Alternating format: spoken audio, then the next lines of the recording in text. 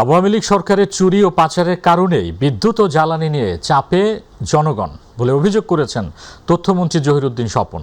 তিনি বলেন, দেশের প্রান্তিক জনগোষ্ঠীর স্বার্থ সংরক্ষণের বিষয় মাথায় রেখে কাজ করছে সরকার। আর তথ্য ও সম্প্রচার উপদেষ্টা জাহেদুর রহমান বলেছেন, নিম্ন ও অল্প আয়ের মানুষের কথা বিবেচনা করে সরকার দ্বিতীয় দফায় ডিজেলের দাম বাড়ায়নি। ইউসুফ আলীর রিপোর্টে আরও বিস্তারিত।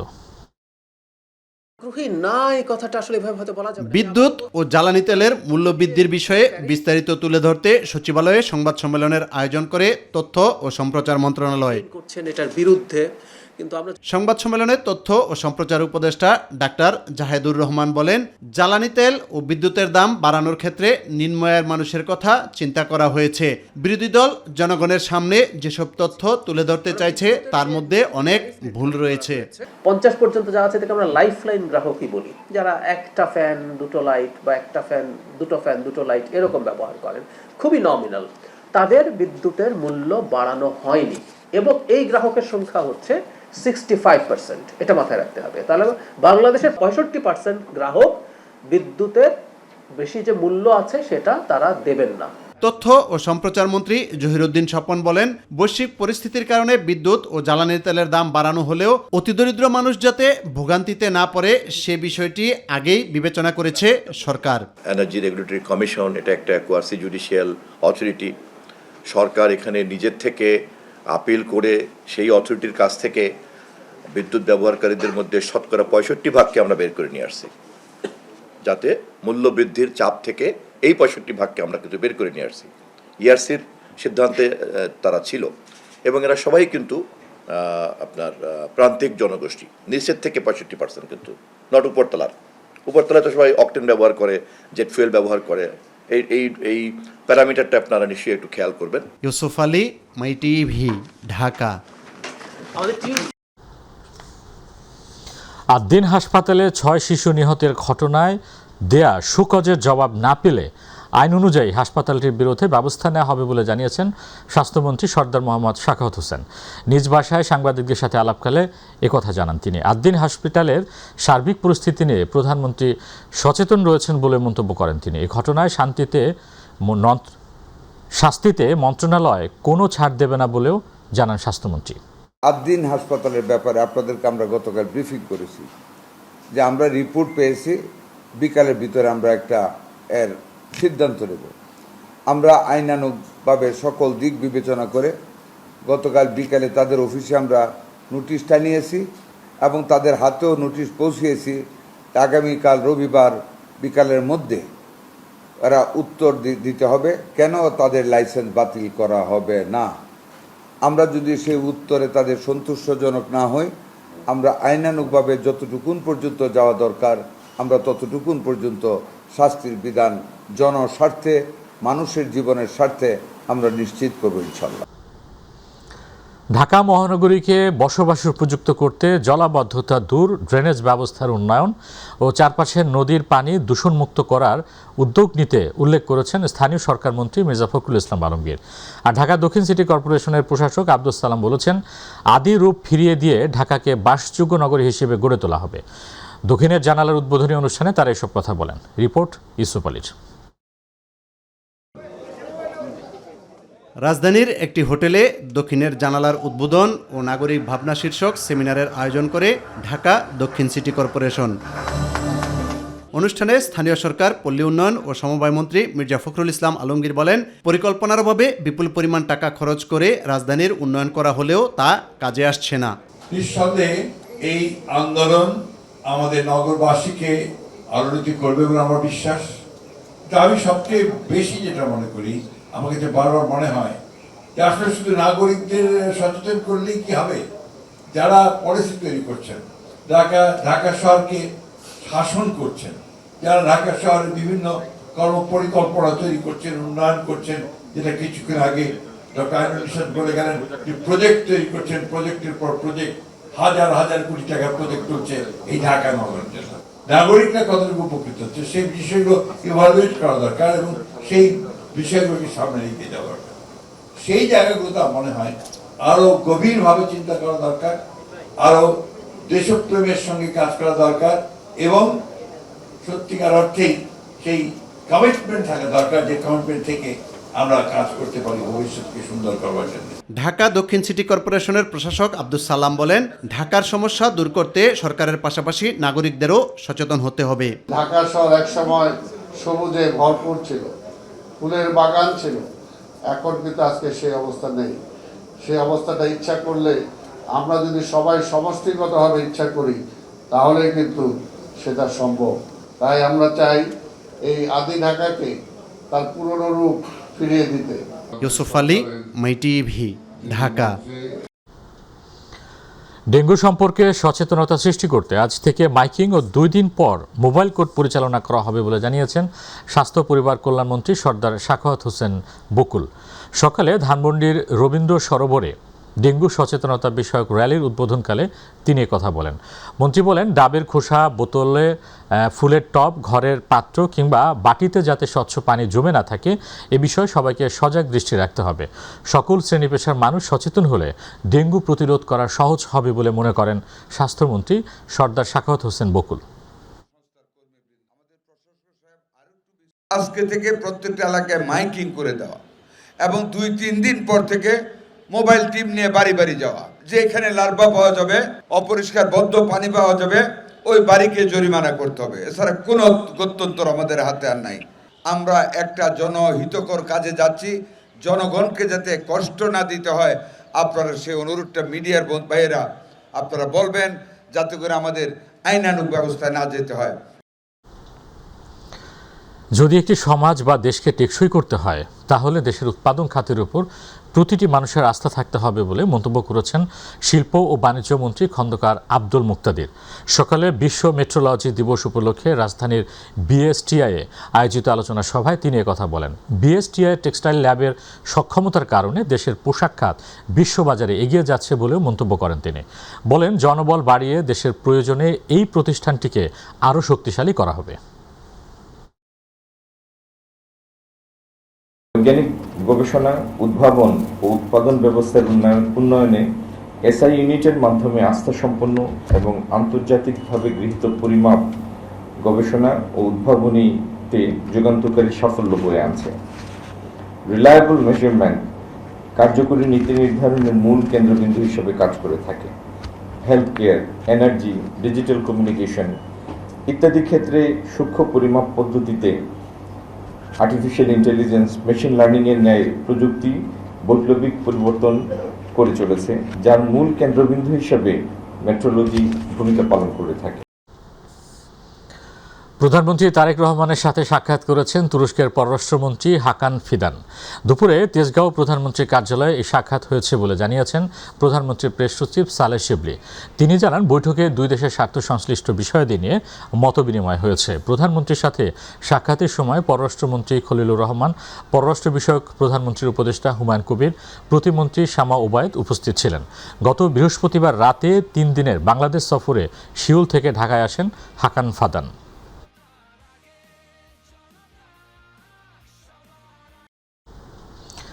প্রধানমন্ত্রী তারেক রহমানের সভাপতিত্বে 25 কোটি বৃক্ষরোপণ কর্মসূচির উদ্বোধন উপলক্ষে কর্ম পর্যায়ভিত্তিক জলবায়ু বার্তা ও বিশ্ব পরিবেশ দিবসের কর্মসূচি সংক্রান্ত একটি বৈঠক অনুষ্ঠিত হয়েছে।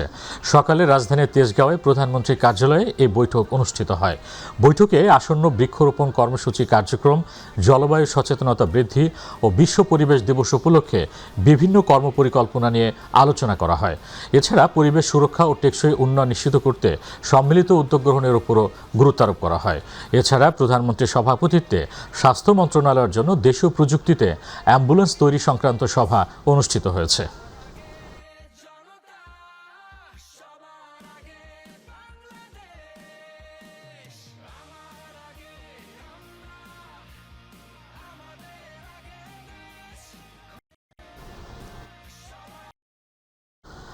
সুদানের কাদুগলিতে জাতিসংঘের আবেই অঞ্চলে অন্তর্বর্তীকালীন নিরাপত্তা বাহিনীতে দায়িত্ব পালনকালে নিহত 6 বাংলাদেশি শান্তিরক্ষীকে মরণোত্তর জাতিসংঘের মর্যাদাপূর্ণ দাগ হ্যামারশোল্ড পদকে ভূষিত করা হয়েছে।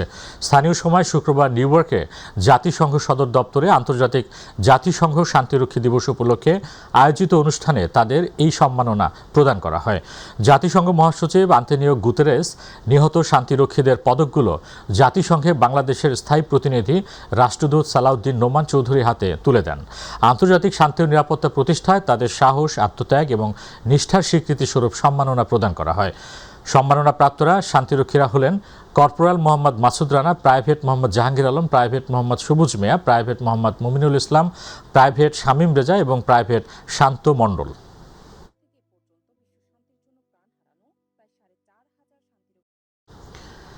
ইতালি, জার্মানি সহ ইউরোপের বিভিন্ন উন্নত দেশে উচ্চ বেতনের প্রলোভন দেখিয়ে মানব পাচার ও প্রতারণা চক্রের 3 সদস্য গ্রেপ্তার করেছে র্যাব। চক্রটি ইতালি, জার্মানি সহ ইউরোপের বিভিন্ন উন্নত দেশে উচ্চ বেতনের প্রলোভন দেখিয়ে বিশাল অঙ্কের অর্থ আত্মসাৎ করে আসছে। দুপুরে এক ব্রিফিংয়ে র্যাব 4 জানায়, প্রতারণার একটি মামলার প্রেক্ষিতে র্যাব 4 একটি আভিযানিক দল তথ্য প্রযুক্তি এবং গোয়েন্দা সূত্রের ভিত্তিতে আসামিদের অবস্থান শনাক্ত করে। এরপর গতকাল ঢাকার মিরপুর ও আশুলিয়ায় অভিযান পরিচালনা করে উক্ত আসামিদের গ্রেফতার করে এবং সংশ্লিষ্ট আলামত জব্দ করে। এবং পরবর্তীতে সে উপায়ন্তর না পেয়ে আমাদের র্যাবের কাছে অভিযোগ করে এবং ডিএমপির শাহালি থানায় একটা মামলা রুজু করে। পরে এই মামলার পরিপ্রেক্ষিতে আমরা ছায়া তদন্ত শুরু করি এবং বিভিন্ন তথ্য প্রযুক্তি এবং গোয়েন্দা তথ্যের ভিত্তিতে আসামিদের অবস্থান শনাক্ত করি এবং গতকাল রাতে অভিযান পরিচালনা করে ডিএমপির মিরপুর এবং টঙ্গী আশুলিয়া থেকে তাদেরকে আমরা গ্রেপ্তার করতে সক্ষম হই। হানি ট্র্যাপের ফাঁদে ফেলে উবার চালক লোকমান সর্দারকে হত্যার পর লাশ নদীতে ফেলে দেওয়ার ঘটনায় মূল হোতাসহ 4 জনকে গ্রেপ্তার করেছে পিবিআই। গত 30শে মে কুড়িল এলাকা থেকে নিখোঁজ হন প্রাইভেট কার চালক লোকমান সর্দার। 2 দিন পর তুরাগ নদী থেকে বস্তাবন্দি অবস্থায় তার মরদেহ উদ্ধার করা হয়। তদন্তে পিবিআই জানতে পারে, কথিত স্বামী স্ত্রী বা ভাই বোন পরিচয়ে বাসা ভাড়া নিয়ে চালক ও তরুণদের টার্গেট করত একটি হানি ট্র্যাপ চক্র। চক্রের নারী সদস্যের মাধ্যমে লোকমানকে ডেকে নেয়ার পর মারধর করে মুক্তিপণ আদায়ের চেষ্টা চালানো হয়। পরে তাকে হত্যা করে গাড়ি ছিনতাই করা হয়। ঢাকা ও কক্সবাজারে অভিযান চালিয়ে মূল হোতাসহ 4 জনকে গ্রেপ্তার এবং ছিনতাই হওয়া গাড়ি উদ্ধার করেছে পিবিআই। পশ্চিম টঙ্গী এলাকায় সেখানে তারা রাতভর অবস্থান করে এবং মাদক সেবন করে এবং ভোরবেলা অনুমান 5টা সাড়ে 5টার দিকে উবার ড্রাইভারকে উবারের মাধ্যমে ডাকে। উৎপেতে ছিল, তারা তাকে ধরে ফেলে এবং তাকে বিভিন্নভাবে মারপিট করতে শুরু করে। তো একটা পর্যায়ে প্রেশার ক্রিয়েট করে বিভিন্নভাবে।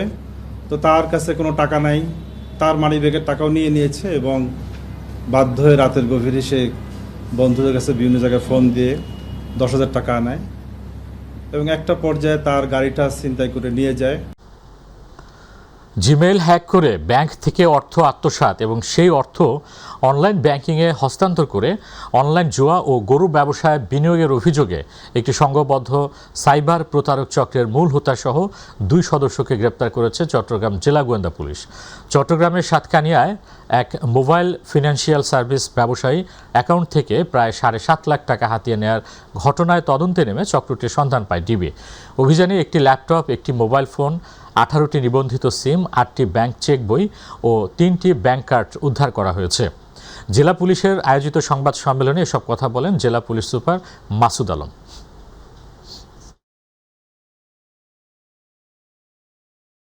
জড়িত এদেরকে আমরা প্রথমে শনাক্ত করতে সক্ষম হই। পরবর্তীতে আমরা গতকালকে রাতে আমরা অভিযান চালাই। অভিযান চালিয়ে এই চক্রের মোটামুটি হোতা যেটা চট্টগ্রাম অঞ্চলের নাম হচ্ছে ইকবাল, এই ইকবালকে কিন্তু প্রথমে আমরা আটক করি। পরবর্তীতে তার দেয়া তথ্য মতে আমরা কিন্তু রুবেল নামে আরেকজনকে ধরি। খুলনা মেট্রোপলিটন পুলিশের গোয়েন্দা বিভাগ মহানগরীতে এক বিশেষ অভিযান চালিয়ে শীর্ষ সন্ত্রাসী গ্রেনেড বাবুর ক্যাশিয়ার ও চিহ্নিত সন্ত্রাসী মোহাম্মদ লিটন মীর ওরফে কসাই লিটন এবং তার সহযোগী মোহাম্মদ রিফাত হোসেনকে গ্রেপ্তার করেছে। গ্রেপ্তারকৃতদের কাছ থেকে উদ্ধারকৃত মোবাইল ফোন, সামাজিক যোগাযোগ মাধ্যমের কার্যক্রম এবং বিভিন্ন ডিজিটাল তথ্যপাত্র বিশ্লেষণ করে মহানগরীর অপরাধ জগতের এক চাঞ্চল্যকর ও গুরুত্বপূর্ণ তথ্য পেয়েছে ডিবি পুলিশ। ডিবি পুলিশের প্রাথমিক জিজ্ঞাসাবাদ এবং ডিজিটাল আলামত থেকে গ্রেপ্তারকৃতদের সাথে বি কোম্পানি নামে পরিচিত একটি ব্যানারের সম্পৃক্ততা খুঁজে পেয়েছে। এই চক্রের অন্যান্য সদস্যদের শনাক্ত ও গ্রেপ্তারের লক্ষ্যে ডিবি পুলিশের বিশেষ অভিযান অব্যাহত রয়েছে। ঘটনাটা সলিউশন হয়ে গেছে অথবা পুরাতন কোনো বিষয় সেটাকে আবার এই সে নতুন করে জাগিয়ে তোলার তো আমার মনে হয় এটা প্রযুক্তিসঙ্গত। এখানে পলাশ গ্রুপ আছে, আশিক গ্রুপ আছে। আমরা কিন্তু অলরেডি পলাশ গ্রুপের চারজনকে কিন্তু আমরা মাদক সহ গ্রেপ্তার করেছি, মামলাও নিয়েছি। সারা দেশের মতো দিনাজপুরেও ইয়াবা সহ বিভিন্ন মাদকের ভয়াল থাবায় দিন দিন বিপর্যস্ত হয়ে পড়েছে সমাজ। মাদকের নেশায় জড়িয়ে পড়ে অনেকেই হারাচ্ছেন মানবিক মূল্যবোধ। ফলে বাড়ছে চুরি, ছিনতাই, পারিবারিক সহিংসতা, এমনকি হত্যাকাণ্ডের মতো জঘন্য অপরাধও। সচেতন মহল বলছেন, এখনই কার্যকর ব্যবস্থা না নিলে পরিস্থিতি আরও ভয়াবহ রূপ নিতে পারে। বিস্তারিত জানাচ্ছেন প্রতিনিধি আল মামুন।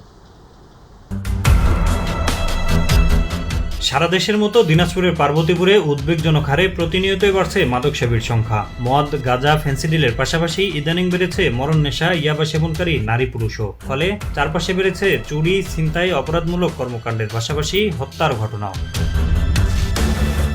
সম্প্রতি ঢাকায় একই পরিবারের 5 সদস্যকে হত্যার পেছনেও ইয়াবা সেবনের সত্যতা উঠে আসে আইন শৃঙ্খলা রক্ষা বাহিনীর অনুসন্ধানে, যা সমাজের জন্য হুমকি বলে মনে করছেন সাধারণ মানুষ।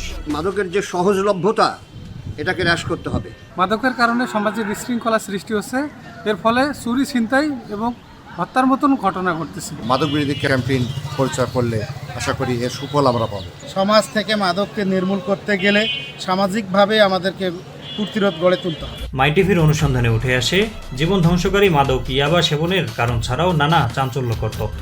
অসুস্থ ব্যক্তিকে সুস্থ করতে যখন লাখ লাখ টাকা খরচ করছে পরিবার, ঠিক উল্টো চিত্র মাদক সেবীদের কাছে। ক্ষণিকের নেশার টাকা জোগাতে খুনের মতো ঘটনাও তুচ্ছ তাদের কাছে। যা খুশি তাই করতে পারি, কেউ যদি কয় যে মারি দেন, মারি দিতে হবে। পৃথিবী এক হয়ে যায়, কি হয় হোক, আমার ইয়াবা চাই। ইয়াবা ছাড়া থাকতে পারি না আর কি। ইয়াবা এখন প্রতিদিন রেগুলার লাগে। মারতে লাগবে তাও পারে। আপনি মার্ডার করে দেবেন? হ্যাঁ, মার্ডার করে দেবেন, শুধু একটা ইয়াবার জন্য। জি। চিকিৎসাবিদরা বলছেন, ইয়াবা সেবনের ফলে শরীরের পাশাপাশি ঘটে অস্বাভাবিক মনস্তাত্ত্বিক পরিবর্তন। ফলে তাকে দিয়ে যে কোনো কাজ করানো সম্ভব বলেও উল্লেখ করেন এই চিকিৎসক। যে সকল মাদক প্রচলিত আছে তার মধ্যে ইয়াবা হচ্ছে সবচেয়ে ভয়ঙ্কর একটি মাদক।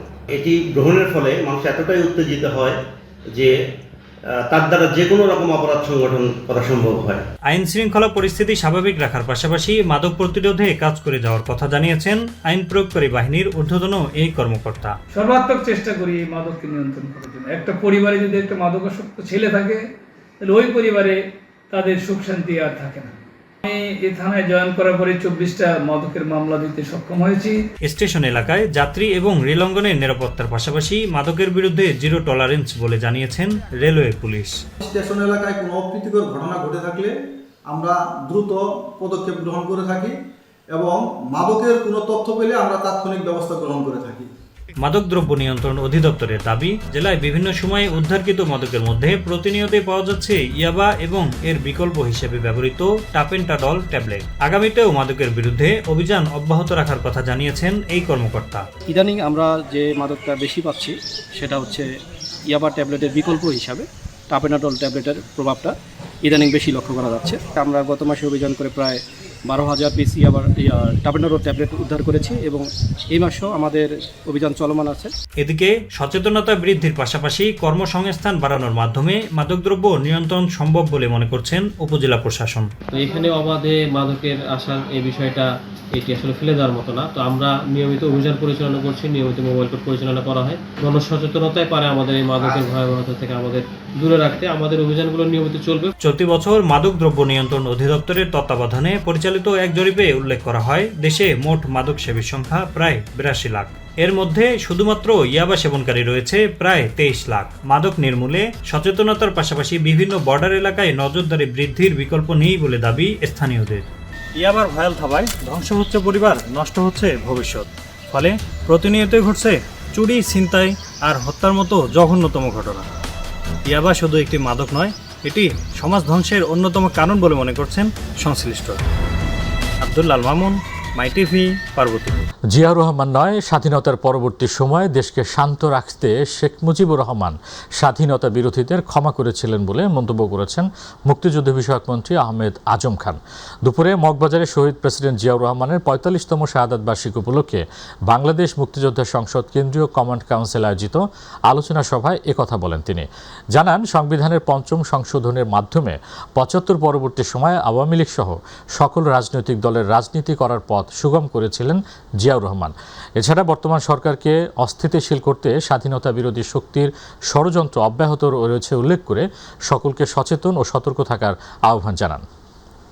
তারা ৭১-এ মুক্তিযুদ্ধ না করে ওই ভারতে পালিয়ে গিয়ে থিয়েটার রোডে আলিশান জীবন যাপন করেছে, তাদের ষড়যন্ত্র অব্যাহত আছে। যারা ৭১-এ মুক্তিযুদ্ধের বিরোধিতা করেছে, তারাই ২৪-এর সফল গণ অভ্যুত্থানকে তারা এই ক্রেডিট নেবার জন্য বলেন এটা দ্বিতীয় স্বাধীনতা।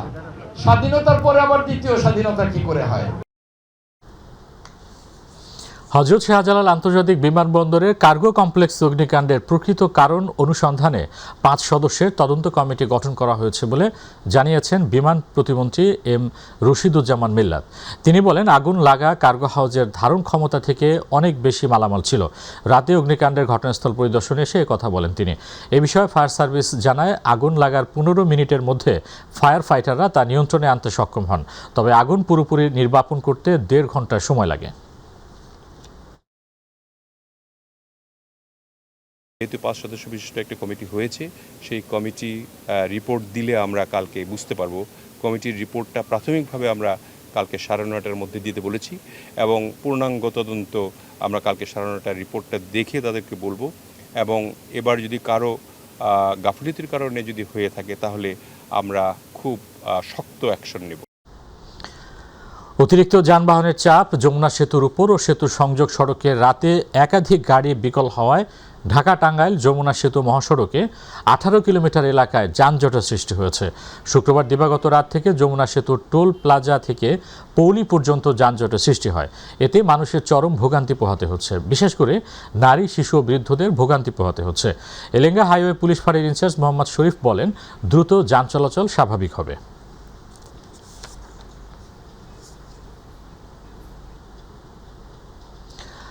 ইছামতি নদীর উপরে ঠায় দাঁড়িয়ে আছে ৯.৫ কোটি টাকার একটি সেতু, অথচ ২ বছর আগে কৃষক ও ব্যবসায়ীদের সুবিধার্থে নির্মাণ করা হয় সেতুটি। কিন্তু ভূমি অধিগ্রহণ জটিলতায় আটকে গেছে সংযোগ সড়ক নির্মাণের কাজ। প্রতিনিধি আজিজুল হাকিমের রিপোর্ট, জানাচ্ছেন সাদিয়া হক মৌ। প্রান্তিক কৃষক ও ব্যবসায়ীদের সুবিধার্থে ২০২২-২৩ অর্থবছরে হরিরামপুরের ঝিটকা বাজারের পাশে সেতু নির্মাণের জন্য ১৯ কোটি ৬৭ লাখ টাকার দরপত্র আহ্বান করেন সড়ক বিভাগ। এরপর ২০২৪ সালের শেষে ইছামতি নদীর উপর ৯.৫ কোটি টাকা ব্যয়ে ৭০ মিটারের পিসি গার্ডার সেতু নির্মাণ করে ঠিকাদার প্রতিষ্ঠান। চুক্তি অনুযায়ী ১ বছরের মধ্যে ১১ কোটি টাকা ব্যয়ে সেতুর সংযোগ সড়ক নির্মাণ করার কথা থাকলেও সেতু নির্মাণের পর বাধা ও ভূমি জটিলতায় বন্ধ হয়ে যায় সেতুর সংযোগ সড়ক নির্মাণ কাজ। বাধ্য হয়েই নতুন সেতুর পাশে পুরনো ঝুঁকিপূর্ণ ভাঙা সরু সেতু দিয়েই চলাচল করছে রিকশা, ভ্যান ও পণ্যবাহী ট্রাক। সৃষ্টি হচ্ছে যানজটের। এই ব্রিজটার কারণে ওই পাশ থেকে যদি গাড়ি আসে বা এই পাশ থেকে যদি যায়, দুইটা গাড়ি এক জায়গায় হইলে এই মনে করেন গাড়ি সাইড দেওয়ার সমস্যা, পুরো বাজারে জাম লেগে যায়। এই হরিরামপুর থানার যত মালামাল এই বাজার থেকে কেনা বেচা হয়, এই বাজারে দুইটা গাড়ি ঢুকলে প্রচুর পরিমাণ জাম লাগে। একটা অসুস্থ রোগী মৃত্যু সজ্জায় যখন থাকে, তখন কোনো কারণে একটা রোগী এই অ্যাম্বুলেন্স পার হইতে পারে না। সংযোগ সড়কের অভাবে দৃষ্টিনন্দন আধুনিক সেতুর সুফল থেকে বঞ্চিত হচ্ছে মানুষ। ভোগান্তি পোহাতে হচ্ছে ঐতিহ্যবাহী ঝিটকা বাজারে আসা ব্যবসায়ী ও পাইকারদের। লোড গাড়ি থাকলে উঠাইতে পারি না, অনেক সময় দাঁড়ায় থাকতে হয়, আবার অনেক লোকের অনুরোধ করতে হয় বাইয়া গাড়ির ধাক্কাই দেন। বৃষ্টি গুরুত্ব তাতে হয়ে গেলে মানুষের অনেকটা সুবিধা, যানজটটা কমে যাবে, মানুষ ভালোভাবে চলাফেরা করতে পারবে। প্রান্তিক কৃষক, ব্যবসায়ী ও জনসাধারণের ভোগান্তির কথা বিবেচনা করে দ্রুত সংকট সমাধানের আশ্বাস দিলেন এই নির্বাহী প্রকৌশলী। এই ভূমি অধিগ্রহণ জটিলতাগুলো সমাপ্ত করে জিটকা সেতুর যে অ্যাপ্রোচ রয়েছে সেই অ্যাপ্রোচের কাজটা সমাপ্ত করে সেতুটাকে জনসাধারণের চলাচলের জন্য উন্মুক্ত করে দিতে পারবো। সরকার দ্রুত ভূমি জটিলতার সমাধান করবে, এমনটাই প্রত্যাশা এলাকাবাসীর। সাদিয়া হক মৌ, মাই টিভি নিউজ ডেস্ক।